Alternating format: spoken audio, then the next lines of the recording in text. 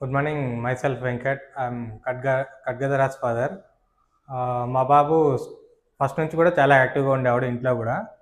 But activeness అనేది two types ఉంటుంది. అల్లరి చేసేలాగా, లేకుంటే అది డెవలప్మెంట్ అయ్యేలాగా. సో ఇంటి దగ్గర ఉన్నప్పుడు మా మదర్తో ఎక్కువసేపు ఉంటాడు. సో తను టీవీ చూడడము ఇలా ఏమన్నా ఉంటాయి తప్పితే ఒక ప్రాసెసింగ్ అనేది అంతగా అబ్జర్వ్ చేయలేము. సో ఈ స్కూల్లో జాయిన్ చేయించిన తర్వాత